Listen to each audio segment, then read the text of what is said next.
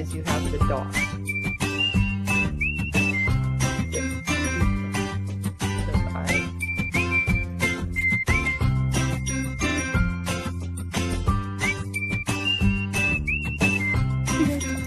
Okay, in attention training, you need the dog's attention, okay?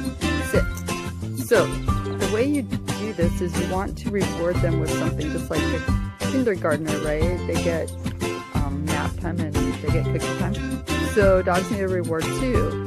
So what you do is you say the dog's name, Bailey Briggs, and you tell them the command, like stay or sit, and then you give them a treat within 3 seconds. You want them to associate the reward with the behavior.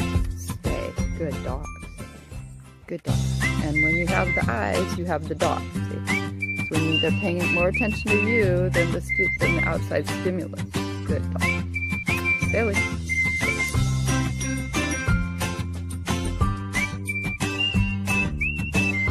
Okay, you've probably heard to not stare at a dog in its eyes. Well, the reason for this is that it's an aggressive posture when it's between two dogs, but not when you know the dog, not when you're the pack leader. That's different because you have a different relationship. Good girl. Don't pull. Good girl. See your eyes? Good dog.